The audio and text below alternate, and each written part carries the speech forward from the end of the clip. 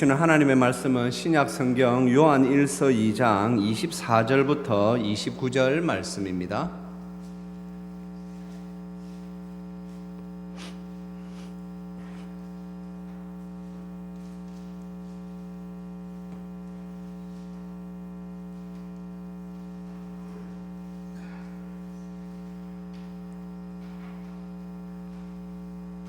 네, 저 우리 성도님들 한 절씩 받들어 읽겠습니다. 너희는 처음부터 들은 것을 너희 안에 거하게 하라. 처음부터 들은 것이 너희 안에 거하면 너희가 아들과 하나님 안에 거하리라.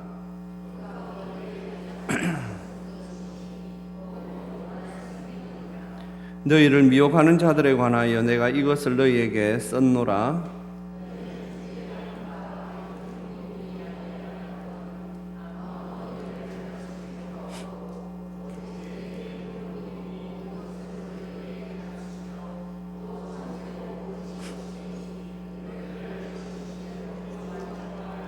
자녀들아, 이제 그의 안에 거하라. 이는 주께서 나타내신 바 되면 그가 강림하실 때에 우리로 담대함을 얻어 그 앞에서 부끄럽지 않게 하려 함이라. 너희가 그가 의로우신 줄을 알면 의를 행하는 자마다 그에게서 난 줄을 알리라. 아멘. 기도하겠습니다. 하나님 아버지, 은혜 감사합니다. 주님, 저희들을 불쌍히 여기셔서 저희에게 성령을 부어주심으로 말미암아 저희들이 예수님을 주로 고백하고, 또한 저희들이 그 성령님에 의지하여 하나님의 자녀로서의 삶을 살아가게 도우시니 감사합니다. 아버지, 우리가 천국 가는 이 땅의 여정에서도 성령님의 도우심이 없이는 저희들이 제대로 하나님의 말씀에 순종할 수 없사오니 주여 우리에게 기름 붓듯이 임하셔서 우리가 하나님의 자녀로서의 삶을 잘 살고, 또한 하나님의 그 인도하심을 따라 천국에 이르게 하옵소서. 감사드리오며 우리 주 예수 그리스도의 이름으로 기도합니다. 아멘. 네, 성도님들, 우리 교회에는 교회만의 그 절기라는 것이 있습니다. 교회에서 대표적인 감사의 절기들이 두 절기가 있지요. 우리 맥주감사주일과 추수감사주일입니다. 이 감사주일은 또 우리가 한 해를 생각할 때에 맥주감사주일은 또 1월부터 6월까지의 그 삶을 돌아보며 감사하고, 또 우리 추수감사주일은 한 해를 돌아보며 감사함으로 우리가 좀 의미를 부여하여 그렇게 지킵니다. 요즘 들어서 말이죠, 또 뭐 그런 성경과 구약 성경에 있던 것 뭐 맞지 않다 하며 그렇게 나오는데, 성도님들, 우리 한국 교회의 전통이라는 것이 있지요. 교회의 전통을 무시하는 것은 저는 옳지 않다고 생각합니다.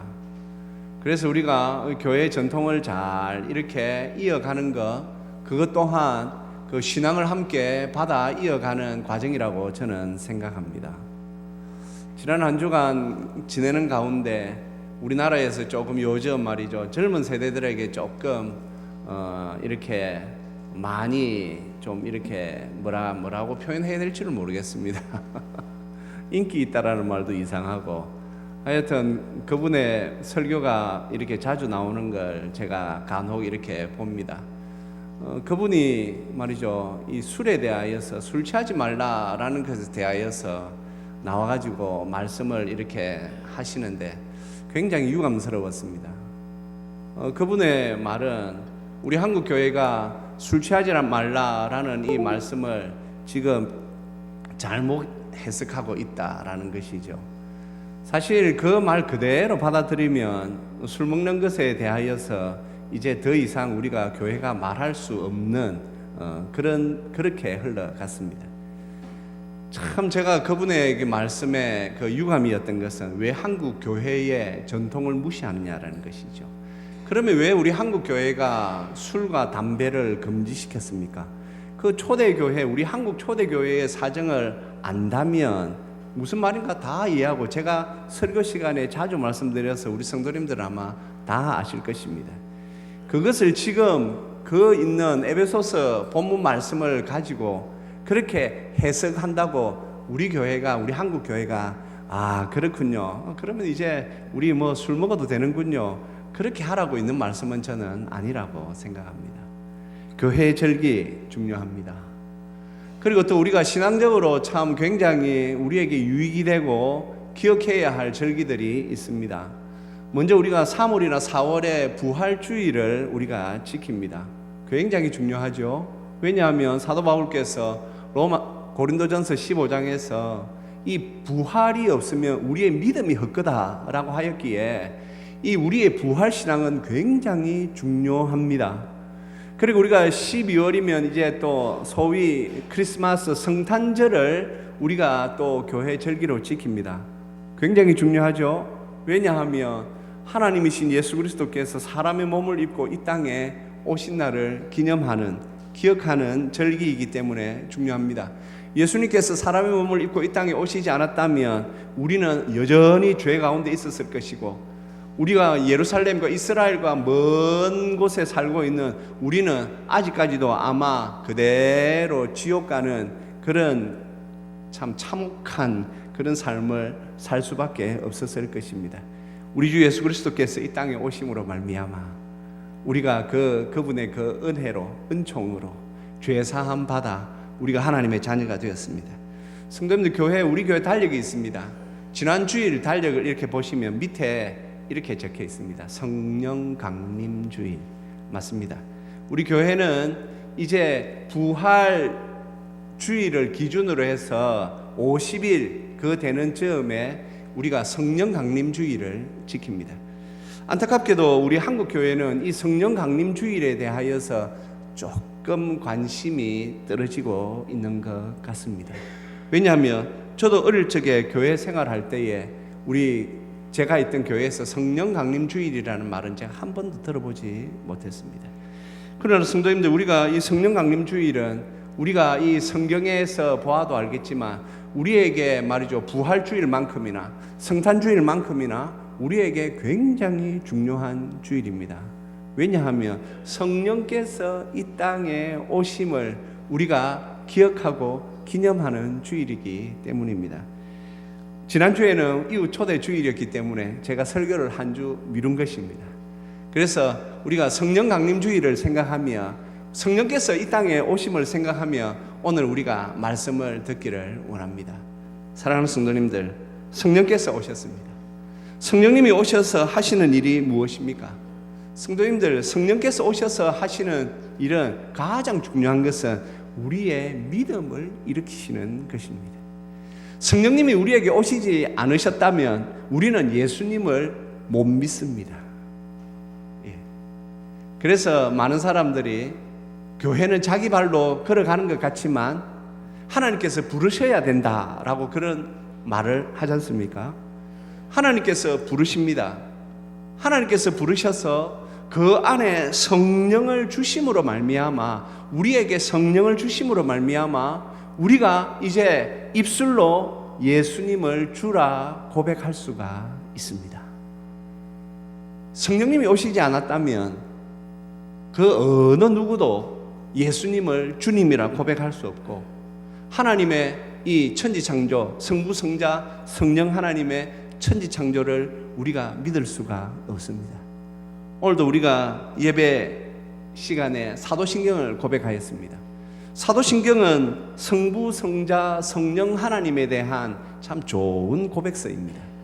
그래서 우리가 예배 시간에 신앙 고백으로 우리 교회가 받아서 모든 성도들이 함께 우리는 이 성부 하나님을, 이 성자 하나님을, 이 성령 하나님을 믿습니다 라고 고백하는 것이지요.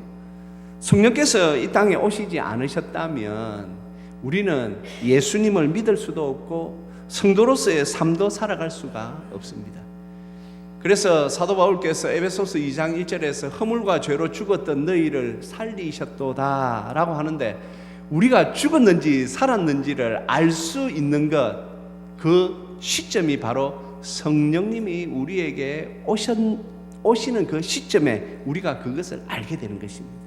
성령님이 우리에게 오시지 않으시면 우리는 다시 우리가 살아났다라는 것을 깨달을 수가 없습니다. 그래서 성령님이 우리에게 임하심과 동시에 우리가 그것을 알게 되는 것이지요. 내 죄가 예수님과 함께 십자가에서 사함을 받고 나는 이제 예수님과 함께 죽었고 예수님과 함께 다시 살았고 그리고 나는 영원한 이제 생명을 받았구나. 성도님들, 이것을 알 수 있는 것이 바로 성령님으로 말미암아, 성령으로 말미암아 우리가 알게 된 것입니다. 그러기에 우리가 이 성령님을 기억하는 것은 굉장히 중요하고, 우리가 이 성령께서 이 땅에 오신 그 날을 기억하는 것은 교회가 굉장히 중요하게 생각해야 할 그 절기라고 저는 생각합니다. 오늘 우리 하나님께서 사도 요한을 통하여서 우리에게 이 말씀을 주십니다. 오늘 24절 말씀을 보시면 너희는 처음부터 들은 것을 너희 안에 거하게 하라. 성도님들, 이 거한다라는 말은 굉장히 이 사도 요한이 중요하게 사용하는 단어입니다. 우리 예수님께서 이 땅에 오셨을 때에 우리 사도 요한은 요한복음 1장에서 그가 우리 안에 거하심에라고 말합니다. 예수님이 이 땅에 오시는 것을 예수님이 우리 안에 거하신다라고 그렇게 표현하고 있습니다. 그래서 사도 요한은 요한복음 14장 10절 11절에서 이렇게 말씀을 또 정하고 있습니다. 내가 아버지 안에 거하고 아버지는 내 안에 계신 것을 내가 믿지 아니하느냐. 11절 같이 읽겠습니다. 내가 아버지 안에 거하고 아버지께서 내 안에 계심을 믿으라. 예, 믿으라. 이 믿음이 우리에게 있어서 중요합니다. 예. 이걸 누가 믿을 수 있습니까? 예, 바로 성령께서 임재하신, 성령께서 기름 부음과 같이 임한 그 성도는 이것을 믿습니다. 성도님, 우리가 하나님의 자녀로서의 삶 가운데 중요한 것이 무엇일까요? 저는 무엇보다 우리가 예수님의 제자로서의 삶을 사는 것이 중요하다고 생각합니다. 우리의 신앙에는 참 중요한 덕목들이 많이 있고 우리가 하나님 앞에서 말씀을 순종함에 있어서 중요한 것들이 굉장히 많습니다. 지난 주일에 우리가 이후 초대 주일로 지켰습니다. 이번 주일은 우리 주일학교가 또 전도 주일로 이렇게 지금 열심을 내고 있습니다. 전도 중요합니다. 왜냐하면 우리 예수님께서 우리에게 주신 명령이기 때문입니다. 우리가 그 명령을 따라 사는 것도 중요합니다. 그럼에도 불구하고 우리가 이 땅에서 살 때 가장 최우선적으로 생각해야 하는 삶은 아버지 안에, 예수님 안에 거하는 삶입니다. 지금 이 시대가 교회를 향하여 얼마나 지금 말이죠, 단식을 하고 있지 않습니까? 왜 하나님을 믿는다고 하는 너희들이 왜 그렇게 살고 있느냐? 좀 하나님을 믿는 사람답게 좀 살아다오. 그 단식을 우리에게 하고 있습니다. 왜 한국 교회가 지금 이 우리나라 사람들로, 불신자들로부터 이 단식을 들을 수밖에 없습니까? 어쩌면 우리는 지금 아버지 안에 거한다, 예수님 안에 거하는 그 삶을 제대로 살고 있지 않기 때문은 아닐까요? 정말 우리는 우리 교회가 우리 이 나라, 이 민족을 진실하게 정말 예수님의 사랑으로 이들을 사랑하며 섬기고 있습니까? 이것은 우리에게 있어서 지금 굉장히 중요한 것입니다. 오늘 여기에 보면 아버지와 아들 안에 거하라라는 이 말씀에는 사도 요한이 아주 특별한 의미를 두고 이 말씀을 기록하고 있습니다. 안에 거한다라는 표현은 전혀 거리낌이 없는 완전한 교제를 뜻합니다. 성도님, 우리가 누군가와 이렇게 관계를 맺습니다. 관계를 맺을 때 우리는 항상 선을 긋지요. 저 사람하고는 그냥 안면만 이렇게 인사만 하는 관계. 그리고 저 사람한테는 내가 사정을 조금 말할 수 있는 관계. 성도님들 주위에 우리 성도님들의 마음 모든 것을 다 털어놓을 수 있는 관계에 있는 분이 얼마나 있습니까? 성도님들, 이거 굉장히 중요합니다. 우리가 인간관계에 있어서 말이죠. 하지만 혹 우리의 삶의 정황 속에서 그러지 못할 수도 있다고 저는 생각합니다. 예. 하지만 우리가 가지고 있는 이 신앙은 무엇을 말하고 있습니까? 우리는 아버지와 아들이신 예수 안에 거하는 삶을 살아야 합니다. 우리는 하나님과 완전한 교제 가운데 있기를 애쓰고 노력해야 합니다. 성도님, 우리는 하나님과 이 교제의 관계에 있습니다. 그걸 또 사도 요한은 사귐이라고 말을 합니다. 굉장히 좋은 단어 아닙니까? 사귄다. 네. 아이들 이런 말 많이 합니다. 둘이 조금만 붙어 다니면 야, 너가 둘이 사귀나? 예. 거기서 사귄다라는 말에는 굉장히 중요한 뉘앙스들이 있죠.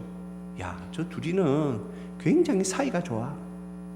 저 둘이는 비밀 이야기도 막 한대. 저 둘이는 굉장히 관계가 좋아. 뭐 네 거 내 거 안 하면서 그냥 잘 줘. 저도 학교 다닐 때 그런 친구들 있었거든요. 어쩌면 제가 지금 말이죠, 사실 목사로서 아무 연고도 없는 이 경북 문경시에 제가 뚝 떨어진 것과 같은 이곳에서 잘 살 수 있는 이유 중에 하나는 저는 어린 시절에 좋은 친구들이 많았습니다. 그것이 인생을 사는데 저는 도움이 된다고 생각합니다. 저는 참 그런 친구들이 많았습니다.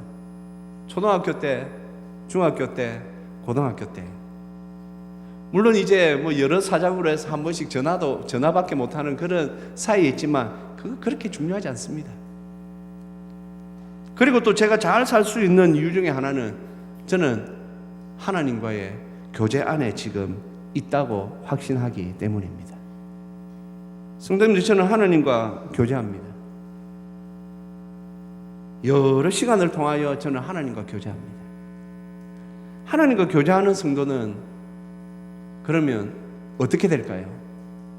성도님들, 하나님과 자꾸 만남을 가지고 하나님과 사귐을 자꾸 가지면 나타나는 특징 중에 하나가 내 자신이 점점 없어진다라는 것입니다. 그렇습니다. 우리가 믿는 하나님은 그런 분이십니다.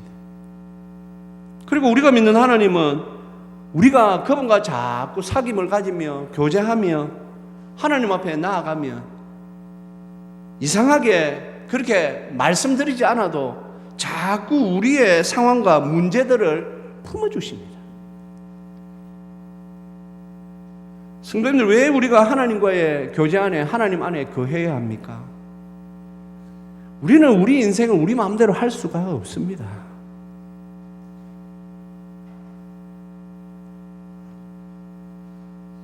제가 간혹 설교 시간에 우리 성도님들, 제가 성도님들 위하여 매일 기도합니다. 이 말을 제가 자랑 삼아 한다고 생각하지 마십시오.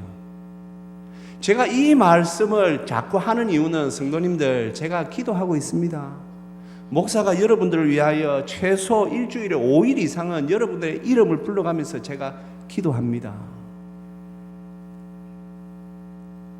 성도님들, 목사는 기도하는 것을 자랑하는 사람이 아닙니다. 목사에게 있어서 기도는 당연한 의무입니다. 목양이기 때문에. 여러분, 제가 여러분들을 위하여 목양의 의무를 잘 하고 있으니까 여러분들 걱정하지 마시고 하나님 앞에서 조금 더 믿음으로 잘 살기 위하여 힘내십시오. 이런 의미입니다. 성도님들, 하나님 안으로 들어오셔야 됩니다. 하나님과의 사귐을 자꾸 하기 위하여 시간을 내셔야 합니다. 하나님 앞에 자꾸 나아가면요, 이상하게 하나님께서 우리를 이렇게 품어주십니다. 창세기 1장에 보면 우리가 잘 아는 천지창조, 하나님의 천지창조 사역이 나옵니다. 2절에 보시면 하나님의 영은 수면 위에 운행하신다라고 하는데, 이 운행이라는 단어를 우리 선조들이 한글로 번역할 때에 어떻게 번역할 줄 몰랐어요. 그래서 우리가 운행하신다, 이게 무슨 뜻이지 하지만 히브리 성경 언어는 명확합니다. 품는다라는 말입니다. 닭이 말이죠, 그 새끼를 이렇게 보기 위하여 알을 품듯이 어미닭이 말이죠. 위험으로부터 그 새끼닭을 보호할 때 품듯이 그 사랑으로, 그 은혜로 품는다라는 말이 바로 운행한다라는 말이거든요. 왜 우리가 하나님께로 나가야 합니까? 왜 하나님의 은혜 안으로 살기 위하여 애써야 합니까? 그래야 하나님께서 우리를 품어주십니다. 성도님들, 지금 혹 너무 힘든 그런 어려운 그런 문제들로 인하여서 좀 막연하십니까? 예, 맞습니다. 우리는 막연합니다. 그래서 우리는 하나님 품에 자꾸 안겨야 됩니다. 안겨야 됩니다. 자녀들 키우실 때 우리 어머니 되신 분들 아마 그런 거 기억하실 겁니다. 아이가 너무 힘들면요, 그때는 말하는 게 아니에요. 이리 와봐라. 그리고 한번 안아주면 됩니다. 안아주면 됩니다. 안아준다라는 말이 얼마나 좋은 말입니까? 안긴다라는 말이 얼마나 좋은지 모릅니다. 성도님들, 안아주면 됩니다. 자녀가 막 힘든데 거기다 대고 막 네가 이래서 그렇고 막 저래서 그렇고 그러지 마시고, 아이가 너무 힘들다 싶으면 이리 와봐라 하고 한 번만 안아주시면 됩니다. 말이 필요 없습니다. 왜냐하면 이것은 우리가 하나님께 배운 것이기 때문입니다. 탕자가 돌아옵니다. 그때 아버지가 뭐라고 말합니까? 너 돈 어디에 썼어? 어떻게 썼어? 말하지 않습니까? 뭐 하십니까? 안아주시지요. 안아주시지요. 제가 그래서 그 누가복음의 말씀에 제가 깨달았지요. 예배 마지막에 축도할 때 굳이 왜 이렇게 손을 올려야 하는가? 성도님들, 이것은 단순히 목사의 팔이 아니고 하나님께서 너희들 한 주간의 삶 가운데에서도 내가 너희들을 두 팔 벌리고 기다리고 있다. 언제든지 나에게 오너라, 내가 안아주마 라는 그 하나님께서 그런 의미로 우리에게 강복, 복을 내리시며 우리에게 주시는 사인이기도 한 것입니다. 그런데 자꾸 우리는 하나님께 안기려고 하지를 않습니다. 자꾸 이렇게 뺍니다. 아이들도 말이죠, 안아보면 두 종류예요. 안으면 푹 안기는 애가 있어요. 그런데 안으면 말이죠, 자꾸 엉덩이를 빼는 애들이 있어요. 성도님들, 하나님께 푹 안기십시오. 하나님께 안기시면 됩니다. 걱정하지 마십시오. 내 사정이 이렇고, 어떤 때는 그 말 안 해도 우리가 믿는 하나님은 마태복음에 우리 주님께서 말씀하셨죠. 너희가 구하기 전에 다 아버지 하나님은 아시느니라. 우리의 상황을 다 아십니다. 굳이 말이죠, 하나님 앞에 내가 말을 안 해서 하나님이 내 사정을 모르실까, 그런 생각 안 하셔도 됩니다. 그냥 안기십시오. 그래서 우리 주님께서도 말씀하셨죠. 내가 아버지 안에 거한다. 우리 주님도 아버지 하나님께 안기셨습니다. 성도님들, 기도가 무엇입니까? 저는 요즘 기도를 그렇게 생각합니다. 하나님께 안기는 것입니다. 기도는 이렇게 하나님께 안기는 것입니다. 하나님께 안기면 됩니다. 근데 자꾸 다른 걸 안으니까 문제가 되는 거예요. 왜 자꾸 세상을 안 씁니까? 신앙 아닌 걸 자꾸 안 씁니까? 그러니까 거부 반응이 일어나지요. 성도님들, 하나님을 믿는 사람들은요, 하나님을 믿지 않는 사람들과 완전히 영적으로 다른 사람들입니다. 세상은 우리를 좋아하지 않습니다.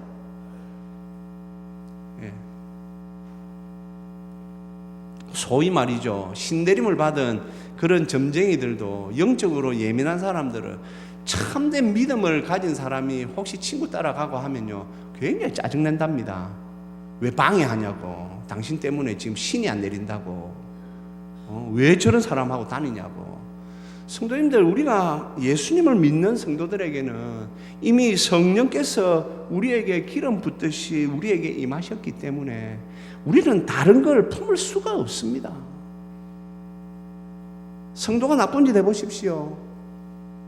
바로 탈이 납니다. 왜요? 성도니까요. 그러나 아직까지 믿음이 연결되지 않는 상황에서는 마귀가 좀 봐주지요. 그래 잘한다 봐주죠. 하지만 믿음을 가진 성도는 잘못하면 바로 탈이 납니다. 그래서 오늘 사도 요한이 우리에게 좀 하나님께 안기라고 합니다. 왜 그렇습니까? 우리에게 주신 성령님이 우리에게 그렇게 역사하시기 때문입니다. 27절 말씀 우리 같이 한번 읽겠습니다. 27절 말씀입니다. 너희는 주께 받은 바 기름 부음이 너희 안에 거하나니 아무도 너희를 가르칠 필요가 없고 오직 그의 기름 부음이 모든 것을 너희에게 가르치며 또 참되고 거짓이 없으니 너희를 가르치신 그대로 주 안에 거하라. 아멘. 성도님들, 여기서 기름 부음은 다르게 생각하실 거 없습니다. 성령님이 우리에게 임하심을 사도 요한이 이렇게 묘사한 것입니다. 그래서 오늘 이 말씀을 딱 보시면 제일 위에 기름 부음이 있고 맨 밑에 줄에 주 안에 거하라가 있지요. 어쩌면 그래서 사도 요한이 우리에게 지금 권면하는 이 기름 부음의 은혜는 주님 안에 거하는 것입니다. 사랑하는 성도님들, 누가 주님 안에 거할 수 있습니까? 일단은 성령님이 내주하신 그 성도가 주님 안에 거할 수가 있습니다. 주님 안에 거한다라는 것은 어떠한 의미일까요? 예수님과의 관계가 더욱 돈독해지며 예수님과의 관계가 더욱 깊어지는 것을 말합니다.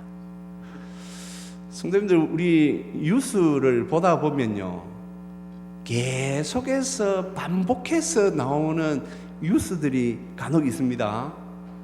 그것 중에 하나 아십니까? 어느 사기꾼을 잡았는데 그 사기꾼이 뭐라고 하냐면, 내 청와대에 아는 사람이 있다, 내 이번 대통령이 뭐 내하고 억수로 친한 사람하고 뭐 한다.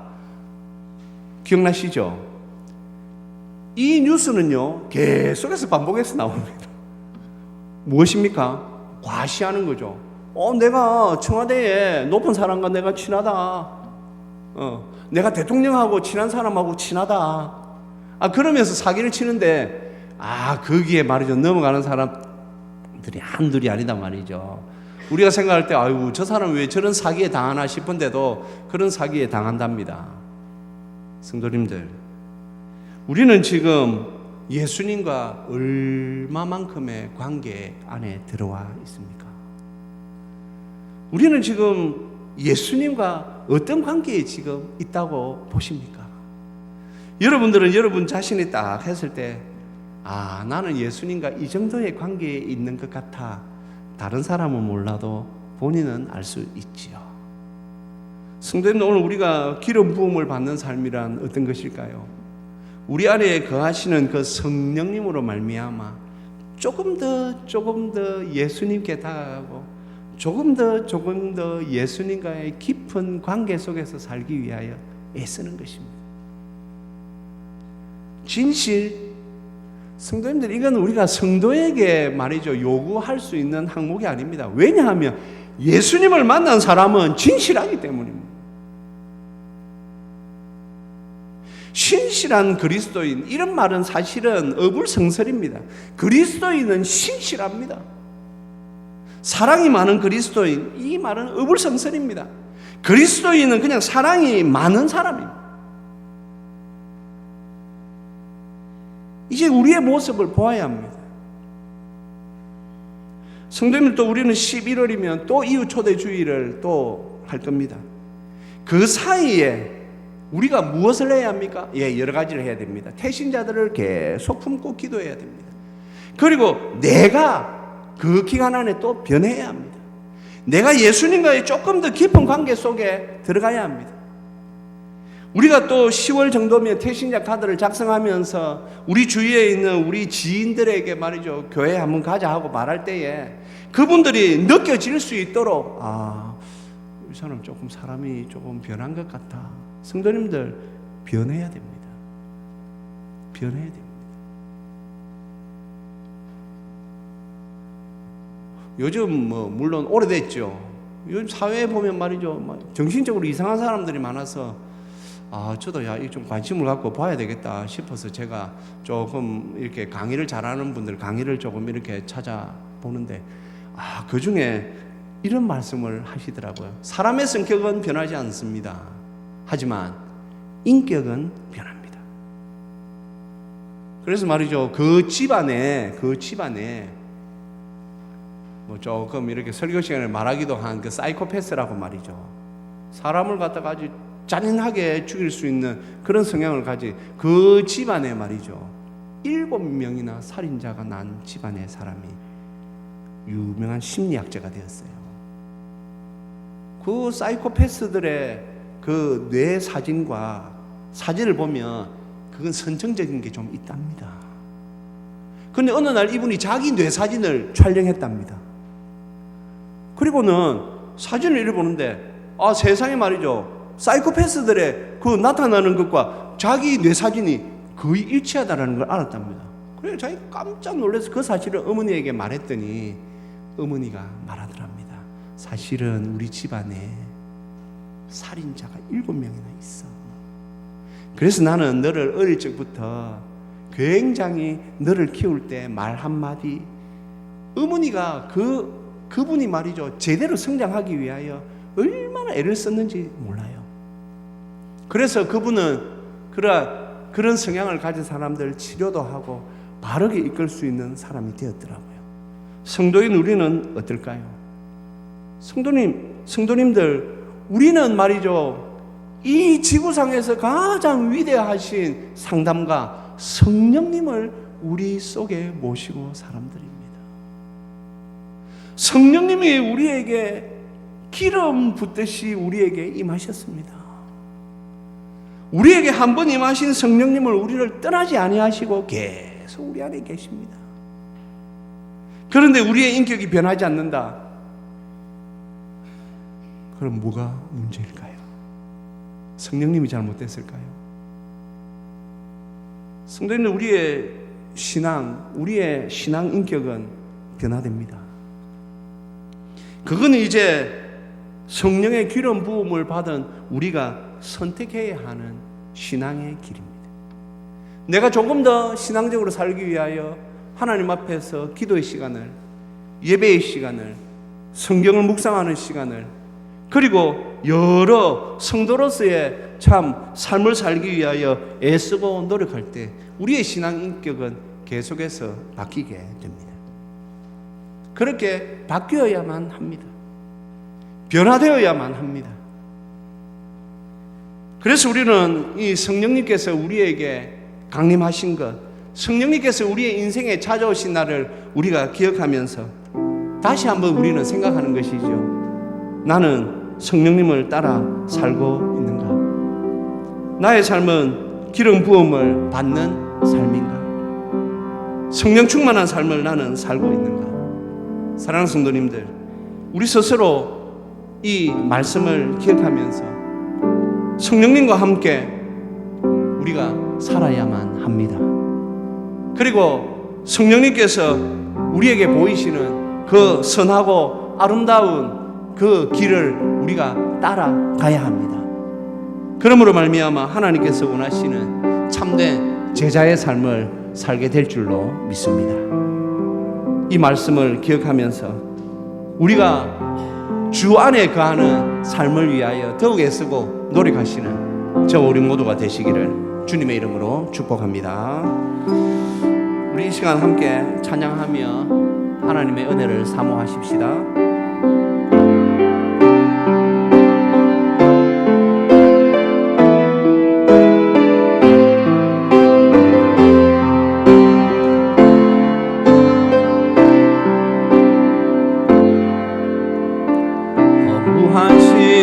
지날 때 깊은 한숨 내쉴 때 그런 풍경 보시며 단식하는 분 있네. 고아가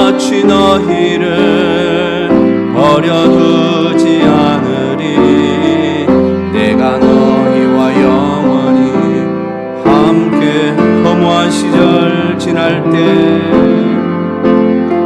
허무한 시절 지날 때 깊은 한숨 내쉴 때 그런 풍경 보시며 단식하는 분 있네. 고와 같이 너희를 버려 두지 않으리. 내가 너희와 영원히 함께하리라. 성령이 오셨네. 성령이 오셨네. 내 주에 보내신 성령이 오셨네. 우리 인생 가운데 친히 찾아오셔서 그 나라 꿈꾸게 하시네. 억눌린 자 갇힌 자 자유함이 없는 자 피난처가 되시는 성령님 계시네. 주의 영이 계신 곳에 참 자유가 있다네. 진리의 영이신 성령이 오셨네. 성령이 오셨네. 성령이 오셨네. 성령이 오셨네. 내 주에 보내신 성령이 오셨네. 우리 인생 가운데 친히 찾아오셔서 그 나라 꿈꾸게 하시네. 억눌린 자 갇힌 자 억눌린 자 갇힌 자 자유함이 없는 자 피난처가 되시는 성령님 계시네. 주의 영이 계신 곳에 참 자유가 있다네. 진리의 영이신 성령이 오셨네. 성령이 오셨네. 성령이 오셨네. 내 주에 보내신 성령이 오셨네. 우리 인생 가운데 친히 찾아오셔서 그 나라 꿈꾸게 하시네. 성령이 오셨습니다. 성령이 오셨네. 성령이 오셨네. 내 주에 보내신 성령이 오셨네. 우리 인생 가운데 친히 찾아오셔서 그 나라 꿈꾸게 하시네. 우리 인생 가운데 우리 인생 가운데 친히 찾아오셔서 그 나라 꿈꾸게 하시네.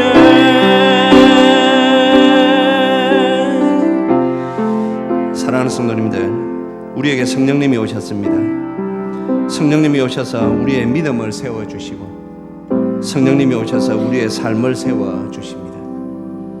지금도 그래서 우리는 성령의 충만함을 받아야 합니다. 그것을 오늘 사도 요한은 너희는 주께 받은 바 기름 부음이 너희 안에 거한다 라고 말씀하십니다. 이 기름 부음, 성령의 충만함은 한 번으로 끝나는 것이 아니라 우리의 삶 가운데서 매일매일 우리에게 기름 부음을 받는 삶이 어야만 합니다. 사랑하는 성도님들, 우리는 하나님의 성도로서 하나님의 자녀로서 살아야 합니다. 그러기 위하여 주님 안에 거하여야만 합니다. 오늘 말씀을 생각하며 우리 형 같이 한번 기도하시겠습니다.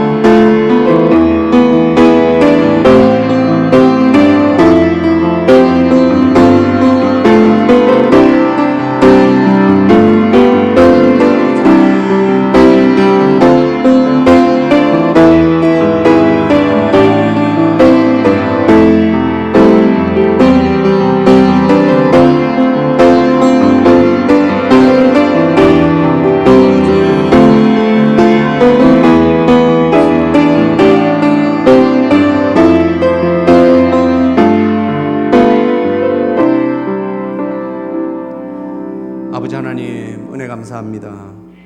우리에게 성령님을 기름 부어 주셔서 우리가 믿음을 깨닫고 하나님을 깨닫고, 아버지 하나님, 우리가 이 땅에서의 삶을, 성도의 삶을 살게 하시니 감사합니다. 그러나 언제나 우리가 우리 자신을 돌아봅니다. 주님, 우리의 삶이 성도답습니까? 우리의 삶이 그리스도인답습니까? 주여, 그러기 위하여 더욱 우리가 성령님을 의지하고 주 안에 거하기 위하여 애쓰고 더욱 애쓰게 하여 주시옵소서. 성령님, 우리의 소망을 들으시고 우리 가운데 임하여 주셔서 날마다 기름 붓듯이 우리 가운데 임하여 주시옵소서. 감사드리오며 우리 주 예수 그리스도의 이름으로 기도합니다. 아멘.